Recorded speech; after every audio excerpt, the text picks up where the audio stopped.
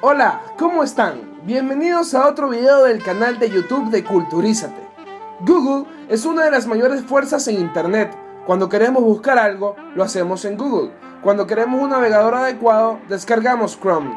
Revisamos los correos electrónicos en Gmail, vemos videos en YouTube, escribimos todos los autos promocionales en Blogger y leemos sitios web basados en listas de nuestros dispositivos Android. Cuando piensas en ello, es increíble que una empresa cuyo lema "no seas malo" ha llegado a ser tan absoluta y despiadadamente dominante. Hay una razón simple para eso. Google renunció a no ser malvado hace mucho tiempo. Toma un buen vistazo a la empresa en 2017 y está claro que han cambiado siendo los buenos por ser absolutamente buttheads. 10 maneras en las que Google hace el mal. Número 10. Prácticas monopólicas. En el verano de 2017, la Unión Europea entregó a Google una multa récord de 2.700 millones de dólares. Su razón: Google había abusado de su posición de dominio del mercado de los Estados Unidos para cerrar a los competidores de sus listas de búsqueda. Y es mejor que creas que Google es dominante. En lugares como Alemania, se calcula que aproximadamente el 97% de las búsquedas de Internet vayan a través de Google.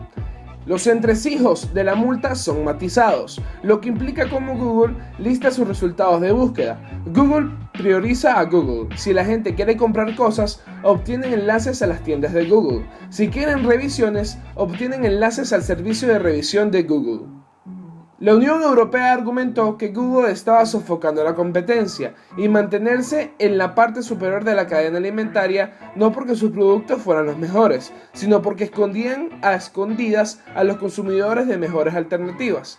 En un giro icónico, Wired argumenta que fue solo gracias a que Estados Unidos rompió el monopolio de Microsoft en 2000 que Google pudo construir su propio. Número 9. Aplastamiento de historias negativas acerca de Google. A Google le gusta romper historias negativas sobre Google. En la práctica, esto significa que sus resultados de búsqueda han sido conocidos para penalizar los artículos anti-Google. Lo sabemos porque sucedió a la reportera Gizmodo Cachemira. Cuando estaba trabajando en Forbes, ella fue testigo de los intentos draconianos de Google de ocultar una pieza crítica. La historia tiene lugar en el 2011. Google estaba tratando de promover su red social Plus en sitios como Forbes. En una reunión en la que Hill se sentó, los representantes de Google describieron cómo elegir no incluir el botón +1 de Plus haría que Google castigara a Forbes en los rankings de búsqueda, dado que los sitios dependen de la búsqueda para sobrevivir. Hill entiende que esto es un chantaje, lo convirtió en una historia y lo publicó. Entonces las cosas se pusieron pesadas. De acuerdo con Hill, Google dijo a Forbes que sus rankings de búsqueda sufrirían si la historia se mantenía.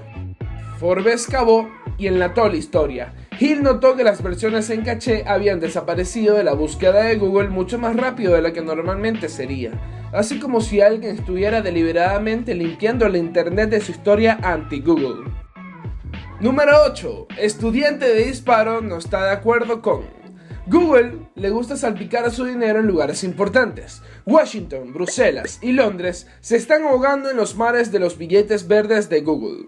Mucho de este dinero va a los tanques de la opinión que las ideas de la ayuda concuerdan con Google, al igual que la Fundación Izquierdista de Nueva América, NAF. Uno de los proyectos clave de NAF ha sido algo llamado Open Markets. Open Markets fue creado para hablar en contra de concentraciones extremas de dinero y poder, así como otras cosas que se van con los monopolios. Hace unos años, el grupo comenzó a levantar banderas de advertencias sobre Google mismo. En 2017, el líder del equipo de Open Markets, Barry Lin, escribió un post de blog alabando a la Unión Europea por golpear a Google con su multa antimonopolio. Google respondió que lo había despedido y cerrado toda la iniciativa de Open Markets. Vale la pena tener en cuenta que Google no es propietario de NAF. Son simplemente uno de los muchos donantes, aunque muy generosos. En el momento de que el blog de Lin se puso en marcha, Smith supuestamente llamó a NAF y trató de obligarlos a derribarlo. Menos de 2 meses después, Lin habría sido despedida y Open Markets fue descontinuado. Número 7. Discurso de censura. 98% de todo el tráfico móvil estadounidense pasa a través de Google o de Apple. Cuando uno de esos tipos prohíbe tu aplicación, tienes un problema serio. Esto es especialmente el caso si su aplicación fue prohibida por Google y a Apple no le gusta lo que está diciendo. En agosto de 2017, Google prohibió el sitio de redes sociales Gap de su tienda de aplicaciones por discurso de odio. Gap diseñó específicamente su plataforma para reflejar la primera enmienda. Si algo estaba protegido por la Constitución de los Estados Unidos, se podría decir en Gap. Esto llevó a la especulación de que la verdadera razón de la izquierda Google censurado Gap era porque quien lo estaba utilizando. Gap fue concebido para ser la versión de derechas de Twitter. Para ser justos, Gap tenía algunos usuarios verdaderamente malvados, como Andrew Anglin, editor del sitio neonazista Daily Stormer. Pero luego Twitter tiene cuentas por el KKK, la Iglesia Bautista del Westboro e ISIS, y Google aún tiene que prohibir la aplicación de Twitter. Puedo ver la propaganda jihadista, pornografía, discursos de nazis e imágenes de personas que han sido decapitadas en YouTube de Google. Sin embargo, Gap era la única plataforma prohibida por alojar contenido extremista. Número 6. Evitar pagar miles de millones de dólares en impuestos. Si Google tiene una visión general, no es ser una empresa que no es mala, es ser una empresa que no paga impuestos. En los últimos años, varios países europeos han tenido que arrastrar a Google dando patadas y gritos en sus tesorerías, mantener a la compañía al revés y sacudirla hasta que todos sus millones fuera del lugar se caigan. Apenas este año, Google tuvo que liquidar impuestos atrasados de 303 millones de euros con Italia, después de que el gigante de la búsqueda canalizó la mayor parte de sus ganancias italianas a través de Irlanda, donde el impuesto sobre sociedades es más bajo. En mayo de 2016, sus oficinas francesas fueron atacadas en una investigación fiscal. Un mes más tarde, sus oficinas españolas también fueron allanadas. Ambos casos siguen en curso, y luego está el de Gran Bretaña. En 2006, el Reino Unido lanzó una investigación sobre cientos de millones de dólares en Google en impuestos no pagados. Solo terminó en 2016 cuando Google finalmente aceptó pagar 130 millones de libras. La mayor parte de la evasión fiscal de Google ha sido posible gracias a Irlanda, a través de la cual canaliza aproximadamente un tercio de sus ganancias globales, pero incluso en Dublín, Google hace una burla de los impuestos. En 2016 se reveló que Google solo pagó a Irlanda 42 millones de euros en impuestos sobre 22 mil millones en ingresos. Número 5. Desmantelando canales inofensivos. La propiedad de Google, YouTube, utiliza los ingresos publicitarios para devolver dinero a los propietarios de los canales. Desafortunadamente, muchos canales más pequeños y sitios con un componente video dependen de este ingreso para sobrevivir. Eso es desafortunado porque Google tiene un hábito desagradable de quitar anuncios y desmonetizar canales aparentemente al azar. ¿Qué canales tienen sus estatutos de hacer dinero? A menudo depende de lo que están en las noticias. Por ejemplo, actualmente es imposible ganar dinero con cosas que mencionan Corea del Norte, pero las cosas suelen ser menos claras. Una tormenta mediática sobre el extremismo de derecha puede resultar en la desmonetización de los canales legítimos de la derecha. Un clamor por la homofobia puede conducir a los canales LGBT que tratan de lidiar con la homofobia obteniendo ingresos reducidos. Este acercamiento de la redada se vuelca sobre los creadores contentos del trabajo, la mayoría de los cuales son completamente inocentes en el primer lugar. Número 4. El escándalo del envío de farmacia.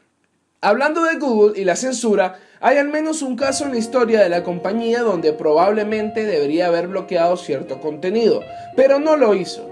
Entre 2003 y 2011, Google permitió a las compañías farmacéuticas canadienses colocar anuncios en sus sistemas que deliberadamente apuntaban a los consumidores estadounidenses. Lo hicieron a pesar de saber que la facilitación de las ventas fronterizas de medicamentos era ilegal. Las drogas compradas clandestinamente fuera de los Estados Unidos no están cubiertas por la FDA. Por razones obvias, tampoco Canadá regula los medicamentos enviados fuera de sus fronteras. Esto significa que los medicamentos que Google a sabiendas permitía que se anunciaran no estaban regulados y eran potencialmente peligrosos. tomó un aguijón por la oficina del abogado de los Estados Unidos de Rhode Island para traer a la corporación al talón. Establecieron una falsa compañía canadiense de farmacia, pidiendo que publicaran anuncios dirigidos a los estadounidenses en la red AdWords de Google, y observaron que Google no hizo absolutamente nada para detenerlos.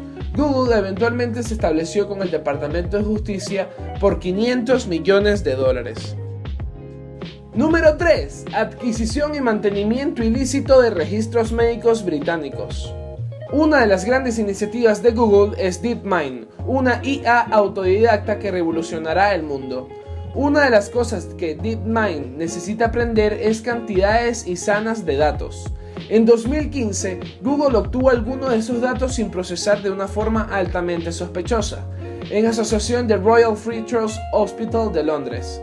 Se les dio los registros de salud de 1.6 millones de pacientes británicos identificables, sin el consentimiento de esos pacientes.